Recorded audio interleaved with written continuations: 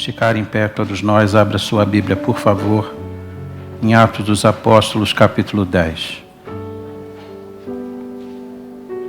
Atos capítulo 10 são 48 versículos. Eu vou ler apenas 8 para a gente introduzir o assunto.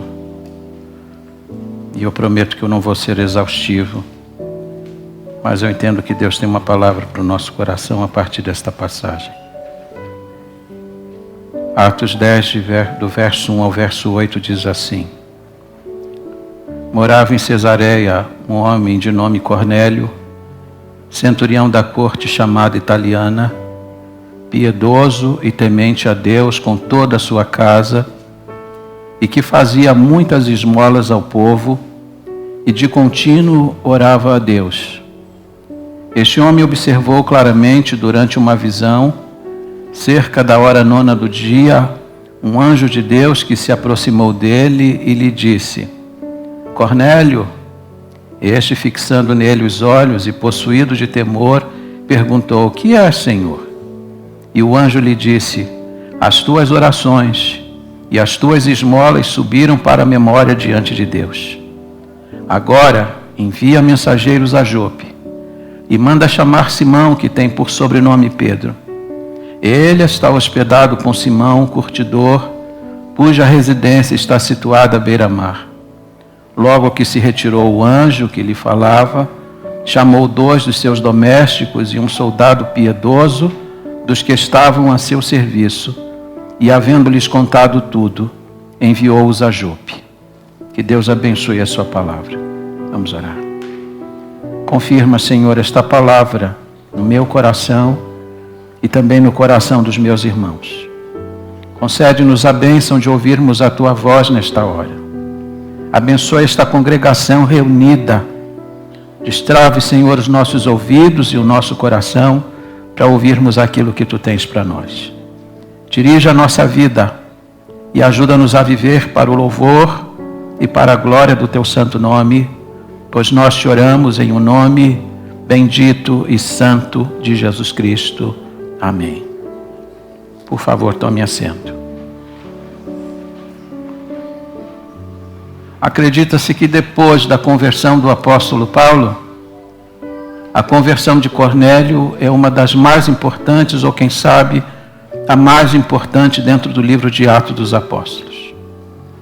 Perceba que Lucas, depois de registrar a conversão dramática de Saulo de Tarso, transformado no apóstolo Paulo, se debruça sobre 3 grandes milagres que vão acontecer em sequência. O primeiro, a cura de Enéas, um paralítico que jazia no leito havia 8 anos. E diz a Bíblia que o apóstolo Pedro foi um instrumento de Deus para a sua cura. Note que no capítulo 8, versículo 4, por causa da perseguição de Saulo de Tarso, os crentes foram dispersos por toda parte. A igreja foi desalojada. Mas Atos 8 diz que os apóstolos ficaram em Jerusalém. Mas com a conversão do apóstolo Paulo, no início do capítulo 9, diz o versículo 31 que agora a igreja tem paz e a igreja se multiplica pela ação do Espírito Santo. Uma vez que a igreja tem paz, os apóstolos se sentem à vontade para deixarem Jerusalém e começarem a pregar em outras cidades. E é por isso que nós vamos encontrar o apóstolo Pedro em uma cidade chamada Lida. E em Lida ele vai encontrar um paralítico que está no seu leito. E ele vai dar uma ordem a ele: Enéas, Jesus Cristo te põe de pé, levanta-te. E diz a Bíblia que ele se levantou e imediatamente arrumou a sua cama. Foi uma cura tão espetacular que diz a Bíblia que em Lida e em Sarona, todos se converteram ao Senhor diante de um testemunho ambulante como era o caso de Enéas. O segundo milagre que Lucas vai narrar em sequência é a ressurreição de Dorcas, uma costureira da igreja. Uma mulher que servia a Deus com agulha e linha. Existem inúmeras formas de você servir a Deus. Há pessoas que querem servir a Deus e imaginam que precisam ir para o seminário, para uma faculdade teológica, como se a gente só pudesse servir a Deus num púlpito como este, ensinando numa classe de escola dominical, em alguma frente da igreja. Mas a verdade é que Dorcas servia aos necessitados e sobretudo às viúvas da igreja, usando agulha e linha. Era uma serva notável, dedicada à obra da beneficência. Mas acontece que Dorcas adoeceu e morreu. E os irmãos que estavam em Jope souberam que o apóstolo Pedro está ali bem perto, em Lida, e mandaram chamá-lo. E quando Pedro chegou, diz a Bíblia que as viúvas da igreja o conduziram ao cenáculo onde o corpo dela estava preparado para ser sepultado, e apresentaram a Pedro os vestidos e as túnicas que Dorcas havia feito com as suas mãos. Vestidos e túnicas que seriam doados para os pobres e, sobretudo, as viúvas da igreja. Havia choro e comoção na igreja porque aquela irmã era muito útil à vida da igreja. Ela abençoava a vida da igreja. Ela abençoava os que sofriam na igreja. E diz a Bíblia que Pedro, mandando todos se retirarem, dobrou os seus joelhos e deu uma ordem, voltando-se para o corpo. Mandou que ela se levantasse e ela se levantou. Que milagre espetacular. Mas é interessante que na sequência, Pedro vai narrar um outro milagre, a conversão de Cornélio. E quando Pedro fala sobre a conversão de Cornélio, e ele está falando de milagres que estão crescendo em intensidade, por que é maior a ressurreição de um morto ou a cura de um enfermo? Nós já temos a resposta. Mas o que é maior? A cura de um enfermo, a ressurreição de um morto ou a conversão de um perdido? O que a Bíblia mostra é que não há milagre maior do que a transformação de um pecador. Não existe milagre maior do que a conversão de uma pessoa, o novo nascimento de uma pessoa perdida. Hoje eu quero chamar a atenção de vocês para a conversão de Cornélio. Lucas, com uma riqueza de detalhes, vai narrar a vida desse homem.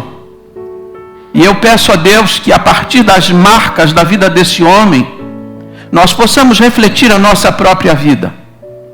Em primeiro lugar, a profissão de Cornélio. O verso de número 1 diz que Cornélio era um centurião de um destacamento. Ele tem 100 soldados a seu serviço, é uma centúria, são 100 soldados à sua disposição. Esse homem tem importância dentro da corte italiana. Ele é colocado em Cesareia como um representante de Roma. Cesareia, que naqueles dias havia ganhado um destaque muito importante.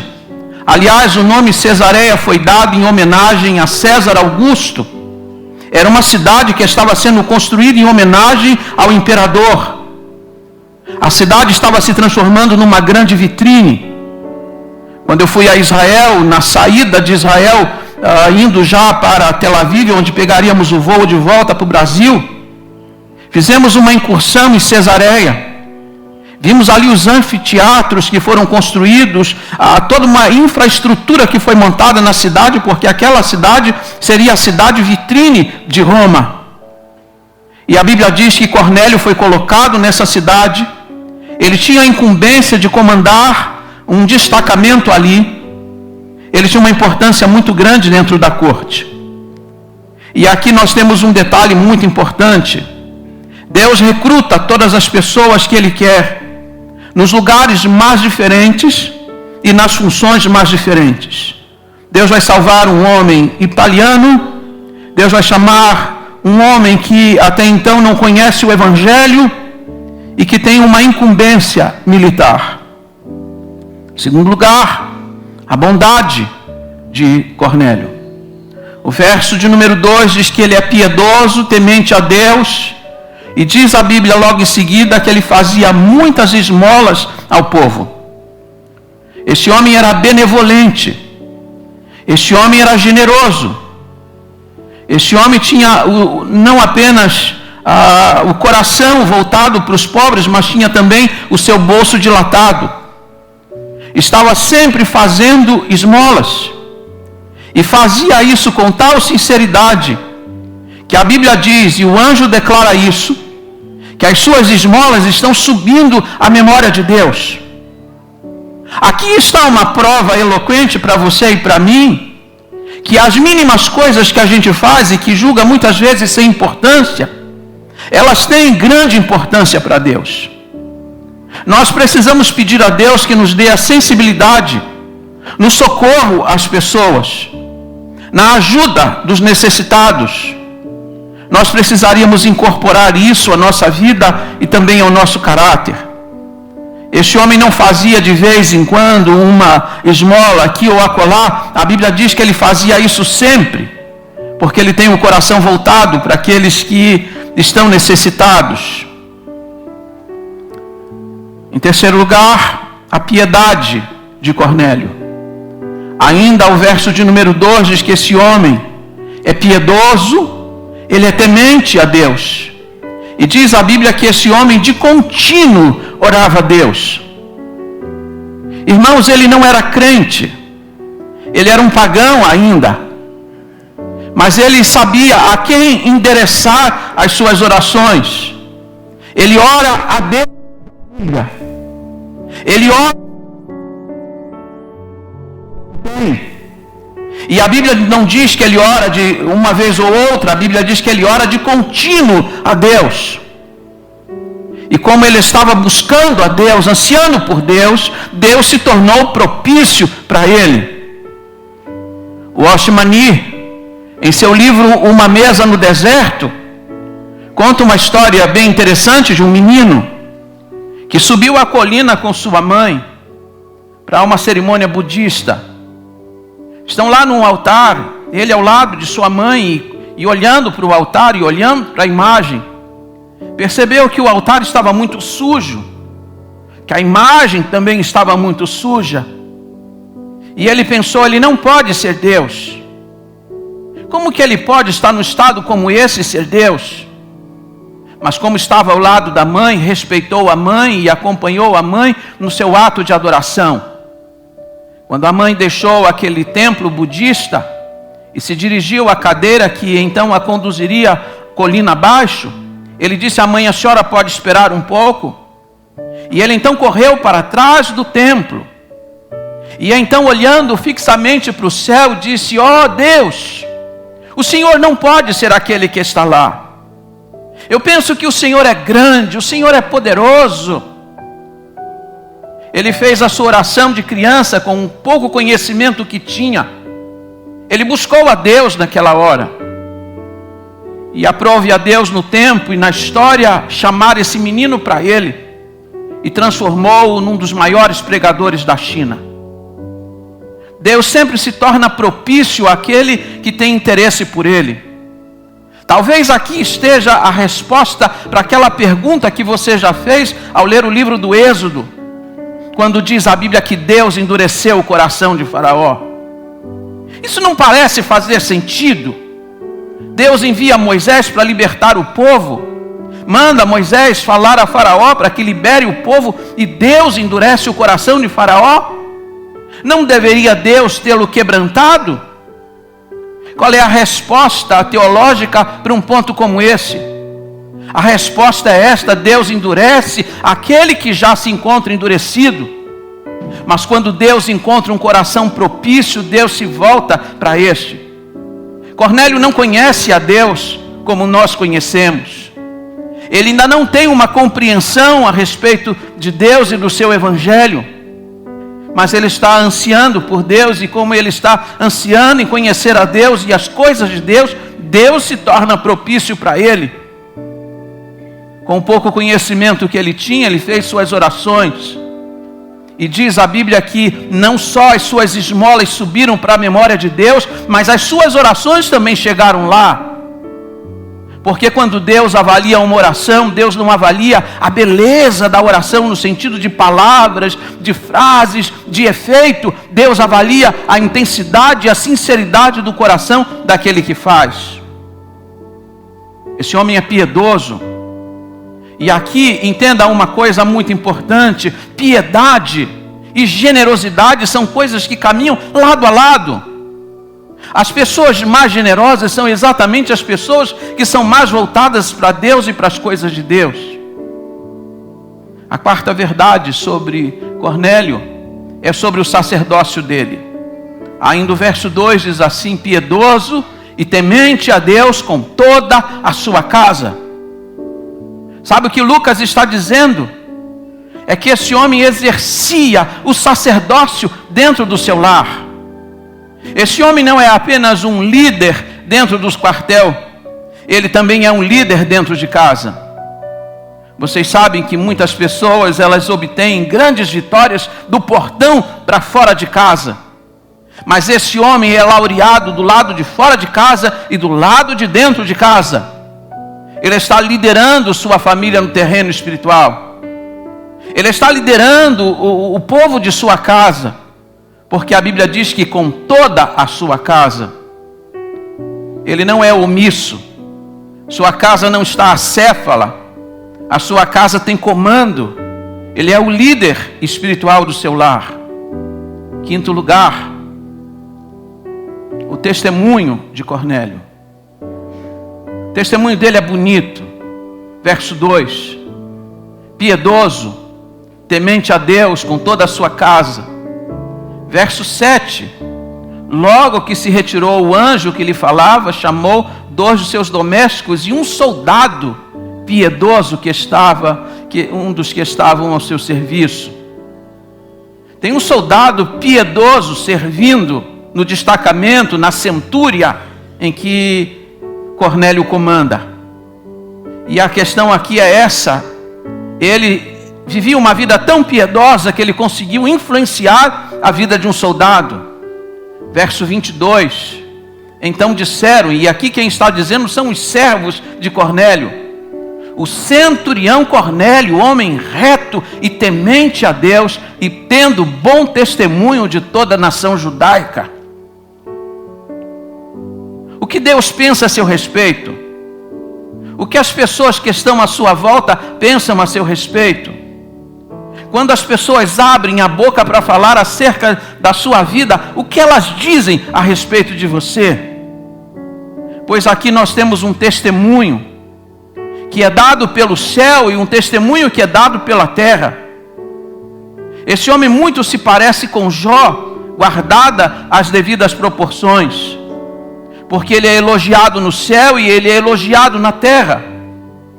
E diz a Bíblia que ele tem um bom testemunho diante de toda a nação judaica, mesmo não sendo ele um judeu. Testemunho é uma coisa muito importante. Testemunho é uma coisa que a gente precisa cultivar. Testemunho é uma coisa que a gente precisa mostrar. Porque a Bíblia diz que é a partir disso que Deus é glorificado em nossa vida. As pessoas só se sentirão atraídas ao Evangelho a partir do nosso testemunho. Por que será que havia um soldado piedoso servindo a Cornélio? Porque ele foi persuadido pelo exemplo, pela retidão da vida desse homem. A nossa vida precisa ser assim, um exemplo contagiante para os outros. Sexto lugar, a prontidão de Cornélio. Diz a Bíblia que Cornélio está orando.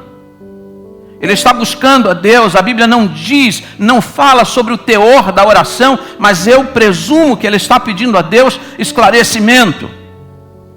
Ouvimos aqui na vigília de sexta-feira passada, que Deus ele responde às vezes imediatamente, às vezes leva-se algum tempo. A resposta à oração dele veio de imediato. Deus mandou um anjo para falar com ele. E o anjo de Deus disse para ele: manda buscar a Pedro. Pedro é conhecido no céu. Manda chamar a Pedro, ele está em Jope. Jope era conhecida no céu. Ele está na casa de Simão, curtidor. O Simão curtidor é conhecido no céu. Ele está numa casa à beira-mar, lá em Jope. A casa, o endereço é conhecido no céu. Manda chamá-lo, porque ele vai pregar a palavra. Pedro é conhecido no céu como um pregador do Evangelho. Ele pode ser enviado para pregar o Evangelho. Esse homem tem necessidade de ouvir o Evangelho. E diz a Bíblia que logo fala sobre algo imediato, algo que ele faz com rapidez. Diz o verso 7 que logo que ele ouviu esta palavra, ele mandou chamar a Pedro imediatamente. Prontidão para fazer o que Deus manda. Pressa para realizar aquilo que Deus está ordenando. Esse homem tem pressa em ouvir do Evangelho. Sétimo, a sinceridade de Cornélio. Diz o verso 2 que esse homem é piedoso, que esse homem é temente a Deus. Diz a Bíblia que ele faz esmolas, ele faz oração de contínuo, ele lidera a sua casa. Deus elogia a vida dele, seus servos também. É um exemplo de cidadão e de pessoa. Ele tinha todos os predicados necessários para ser um bom crente. Mas tem um detalhe, ele não era salvo.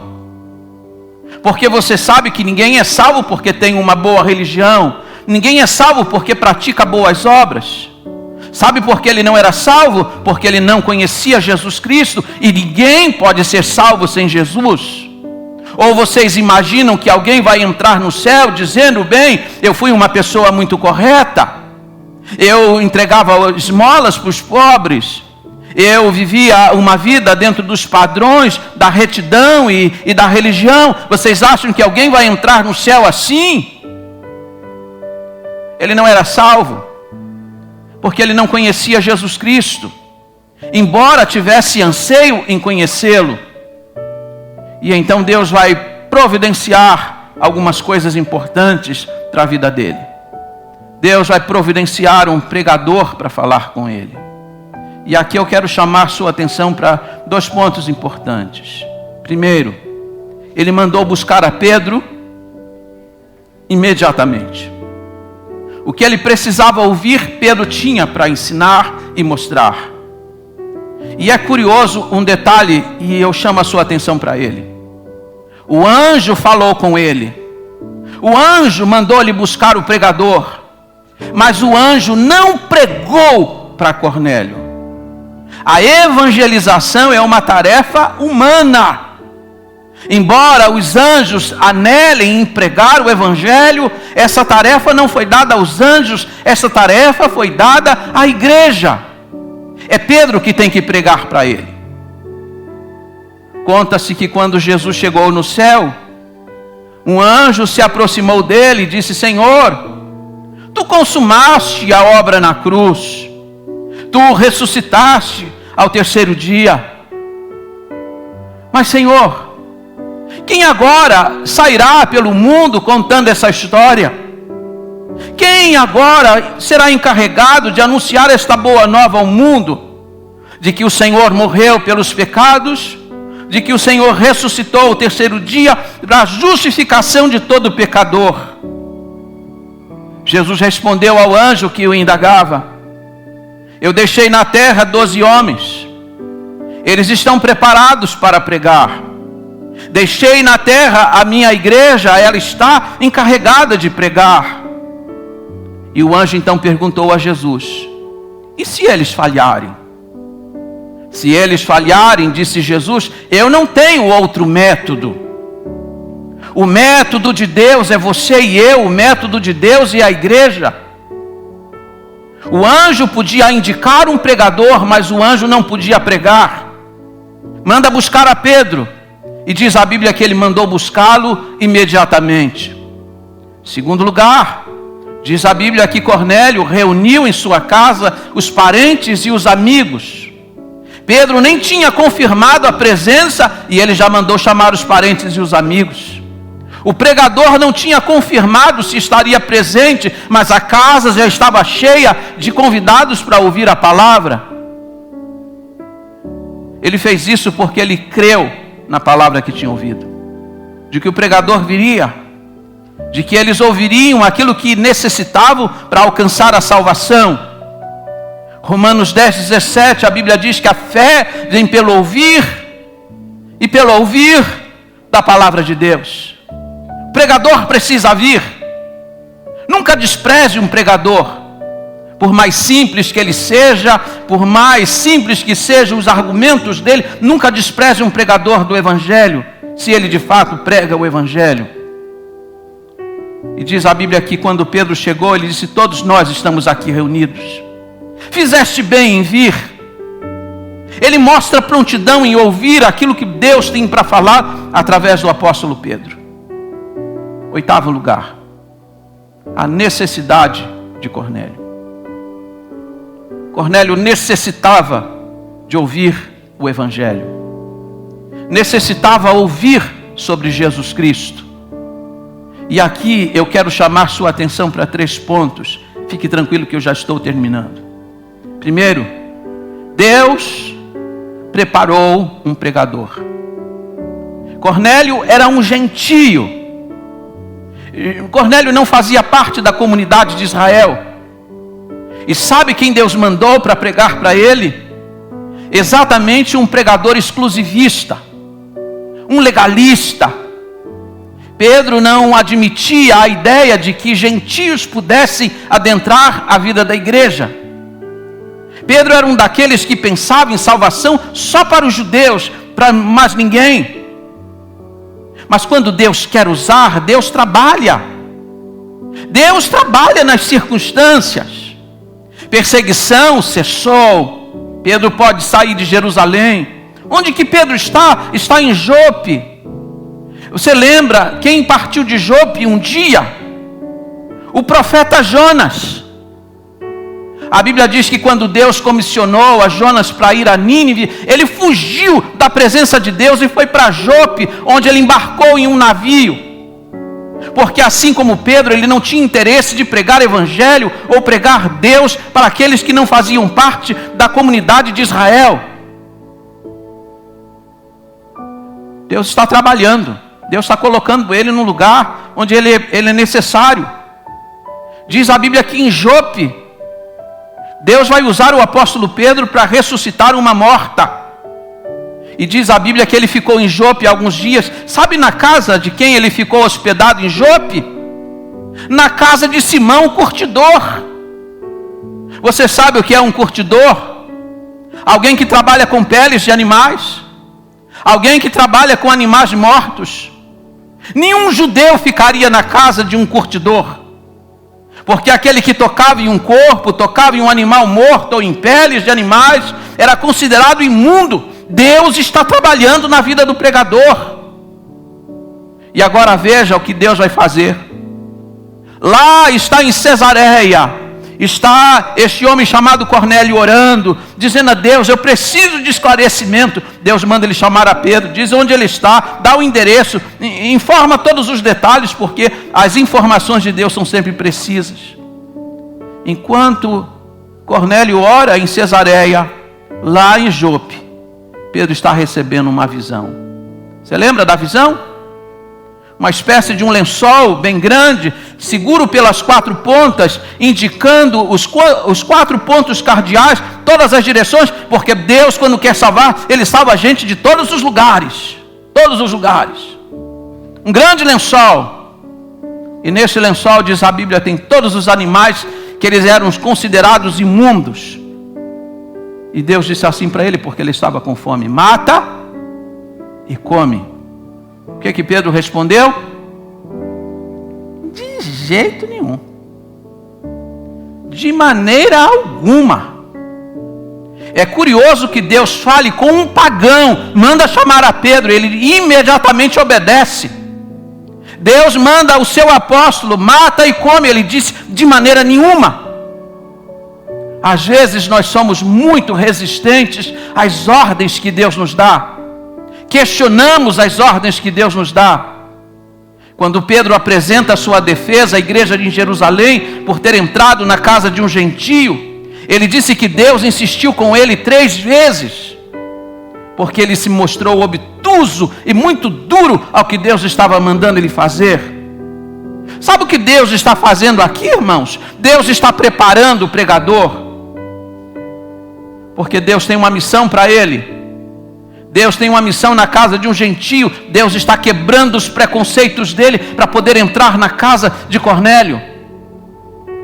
Em segundo lugar, Deus vai quebrar as suas resistências. Deus está quebrando porque ele não pode falar aos gentios com aquele coração do jeito que está. Lembra você que quando Jesus lançou a pedra fundamental da igreja, ele disse: edificarei a minha igreja e as portas do inferno não prevalecerão contra ela? Voltou-se para Pedro e disse: eu te entrego a chave do reino. Ele recebeu a chave que ia abrir a porta do reino. Em Atos 2 ele abriu a porta para os judeus entrarem. Em Atos 10 ele vai usar a chave para que um gentio possa entrar. Deus tem uma missão para ele, mas com o coração fechado, com as ideias, com os princípios ideológicos dele, Deus não pode usá-lo. Então Deus quebra as resistências dele. Terceiro lugar, Deus vai dar uma mensagem para ele pregar. Diz a Bíblia que enquanto Cornélio está orando em Cesareia, lá em Jope, 50 quilômetros dali, Pedro está recebendo uma visão. E em princípio foi um anjo que falou com ele, mas em seguida quem vai falar com ele é o próprio Espírito Santo. Diz a Bíblia que quando os mensageiros batem à porta onde ele está hospedado, Pedro já está pronto para partir, porque Deus o preparou para aquela missão. Lembre-se disso, Deus não empurra você de qualquer jeito. Quando algo acontece na sua vida, quando Deus o coloca num lugar, Deus já vinha trabalhando. É assim que acontece na minha vida sempre. É assim que acontece na vida de cada crente. Deus vai trabalhando as circunstâncias, Deus vai trabalhando, vai falando o coração da gente, vai preparando a gente. E quando chega a hora, Pedro disse: a quem vocês estão procurando? Sou eu. Deus já falou comigo, o Espírito Santo já falou comigo. Disse que eu tenho que acompanhar vocês. Deus tinha preparado o pregador. Mas a grande pergunta para nós hoje pela manhã é essa: qual era a mensagem que ele pregaria na casa deste homem chamado Cornélio? Qual foi a pregação que ele fez para aquela grande assistência que estava reunida na casa de Cornélio? O sermão de Pedro tinha 3 pontos apenas. Primeiro, a obra de Jesus. Atos 10:38, Jesus andou por toda parte, fazendo bem, curando os enfermos, levantando os paralíticos e os aleijados e libertando os possessos de Satanás, porque Deus era com ele. Ele afirma a obra portentosa de Jesus. Em seguida, Pedro vai falar sobre a morte de Jesus, no capítulo 10, verso 39, afirmando que ele foi pendurado no madeiro. E no verso 40 vai dizer que Deus o ressuscitou ao 3º dia. Essa é a mensagem do Evangelho. Passo na porta de igreja, está escrito lá, manancial do Evangelho. Pergunta se essa gente sabe o que é Evangelho. Pergunta se essa gente sabe pregar o Evangelho. Vá lá e pergunte para eles o que é Evangelho. Evangelho é isso, queridos: a anunciação da obra de Jesus, da sua morte e da sua ressurreição. E diz a Bíblia que Pedro nem precisou fazer apelo. Quando ele estava pregando, o Espírito Santo desceu sobre aquela gente. Sabe por que eu não prego sobre outro assunto? Porque esse é o assunto que traz o pecador a Cristo e a salvação. Nós não precisamos inventar outro tipo de mensagem, porque o Evangelho é o poder de Deus. E é o poder de Deus para a salvação de todo aquele que crê. Eu vou terminar. 3 coisas importantes para a gente olhar. E se você depois tiver a curiosidade, leia o capítulo 10, leia o capítulo 11, são importantes para você ter uma compreensão do assunto. 3 coisas importantes vão acontecer. A primeira, o batismo do Espírito Santo. Quando Pedro prega, e ele diz no capítulo 11, que Deus deu a essa gente arrependimento para a salvação. Eles se arrependeram, eles creram em Jesus, e quando eles creram em Jesus, o Espírito Santo desceu sobre eles, provando para nós um princípio teológico de grande importância. Existem alguns grupos evangélicos que têm essa convicção de que primeiro você se batiza nas águas, e aí você vai se consagrando, e um dia o Espírito Santo vem sobre a sua vida, o batismo do Espírito Santo como uma segunda bênção. Mas não é isso que vemos nessa passagem. Eles creem em Jesus e o Espírito Santo desce sobre eles. Depois então é que eles vão ser batizados nas águas. Nós temos que concordar com Charles Haddon Spurgeon. É mais fácil acreditar que um leão possa se transformar num vegetariano do que um pecador ser salvo sem a operação do Espírito Santo de Deus. Há pessoas que acreditam que nós não cremos na ação do Espírito Santo, que advogam a ideia de que nós batistas não acreditamos. E isso é uma falácia. Nós sabemos que não podemos fazer nada à parte do Espírito Santo. É o Espírito Santo que dá vida à igreja. É o Espírito Santo que dá poder ao pregador. É o Espírito Santo que esclarece a palavra. É o Espírito Santo que transforma um homem cujo coração é de pedra em um coração de carne. Pois o Espírito Santo desceu ali. E diz a Bíblia que os da circuncisão são assim chamados, os judeus que acompanhavam o apóstolo Pedro naquele dia, e eles ficaram admirados de que gentios estivessem falando em outras línguas, que o Espírito Santo tivesse descido também sobre eles. E aqui uma verdade importante para nós: o Espírito Santo não é patrimônio de uma igreja, o Espírito Santo não é patrimônio particular de uma denominação, o Espírito Santo não é um patrimônio de uma nação. O Espírito Santo é dado a todo aquele que crê em Jesus Cristo. Segundo lugar, o batismo nas águas. Há pessoas que dizem que são convertidas, que receberam a Cristo, mas não querem se batizar, porque elas dizem: eu não quero nenhum compromisso com a igreja. Mas o batismo é um compromisso público, assim como é o casamento.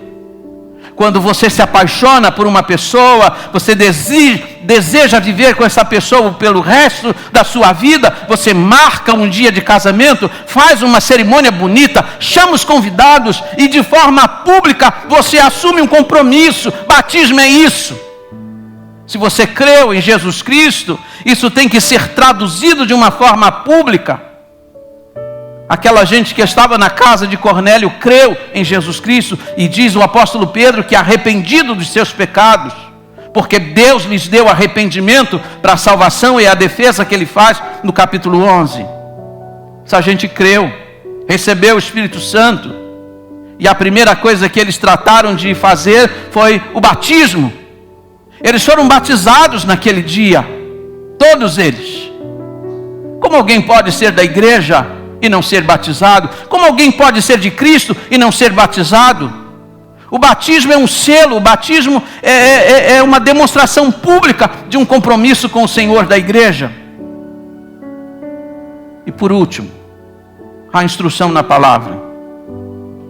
Diz a Bíblia que uma vez convertidos, passaram a ter sede da palavra de Deus, desejaram conhecer mais de Deus, pediram um pregador para não ir embora, pediram um pregador para ficar mais alguns dias em Jope. E diz a Bíblia que Pedro ficou com eles mais alguns dias, instruindo-os na palavra. Quando o Espírito Santo passa a fazer morada no seu coração, quando você crê em Jesus Cristo, você passa a ter sede das coisas de Deus. Há pessoas que dizem: fulano foi embora porque na igreja não tem isso, que a igreja não tem aquilo. Não, as pessoas vão embora porque elas não têm sede de Deus. Porque quando você tem sede de Deus, não importa a simplicidade do pregador, não importa o lugar. Não tinha nenhum aparato na casa de Cornélio, mas eles queriam ficar lá, ouvindo da palavra, sendo instruídos na palavra, tinham sede de Deus. Eu fui batizado aos 12 anos de idade, e dos 12 aos 15 anos de idade, a minha vida espiritual foi muito claudicante. Eu ia para a igreja, mas eu não tinha prazer de estar na igreja. Aliás, eu tinha vergonha, inclusive, de andar publicamente com uma Bíblia. Então, como eu ganhei aquele Novo Testamento dos Gideões, eu colocava no bolso de trás para que ninguém visse que eu era um crente. Mas um dia Deus me alcançou aos 15 anos de idade. Deus tocou o meu coração, Deus abriu e tocou nas disposições da minha alma. E daquele dia em diante eu tive sede de Deus, sede das coisas de Deus. Não precisei mudar de igreja, a igreja não precisou mudar sua liturgia, tudo era feito da mesma maneira sempre, mas as coisas que para mim não tinham significado, ganharam significado da noite para o dia. Sede de Deus acontece quando você tem uma experiência de conversão, quando o Espírito Santo desce e entra no seu coração, e diz a Bíblia que o Espírito Santo caiu sobre eles, é a expressão bíblica. Que o Espírito Santo caia sobre este lugar também, e caia sobre cada vida neste lugar, porque só assim nós vamos ter sede de Deus e prazer em ouvir a palavra de Deus. Fiquemos em pé todos nós. Quanta gente perdida como Cornélio, gente boa, vida boa, bons exemplos, mas perdidas sem Jesus. Será que Deus vai usar a sua vida para falar com estes? Lembra você que nós somos o método de Jesus. Quem vai pregar o Evangelho não é um anjo, embora os anjos desejem isso. Quem tem que pregar o Evangelho é a igreja. E o que é Evangelho? Evangelho é a anunciação da obra de Jesus, da morte de Jesus, da ressurreição de Jesus, porque muita gente ainda não ouviu sobre isso. Você precisa ser um portador de boas novas. Vamos orar nesta hora. Abençoa a tua igreja, Senhor. Eu suplico isto. Eu peço a intervenção do Senhor neste lugar. Peço que o Senhor desça seu Espírito Santo em cada coração. Que aqueles que estão aqui ainda não têm uma experiência com Jesus, tenham arrependimento para a salvação. E que, ó Deus, uma vez cheios do teu Espírito Santo, sintam necessidade e sede das coisas do Senhor. Abençoa-nos para sermos também portadores de boas novas para aqueles que estão perdidos, inclusive aqueles que são tão bons quanto era bom Cornélio. Abençoa a tua igreja e desperta-nos neste tempo final da história para sermos melhores crentes, com bom testemunho como ele, e ajuda-nos, ó Deus, a levarmos os nossos ao conhecimento do Evangelho. O mesmo interesse que Cornélio teve em trazer seus amigos e seus familiares para ouvir a palavra de Deus, que esse desejo brote no nosso coração. Que nós tragamos aqueles que precisam conhecer Jesus Cristo para ouvir a sua palavra pela boca do pregador do Evangelho. Abençoa a tua igreja nesta manhã. Nós te suplicamos isto, no nome precioso e santo de Jesus. Amém.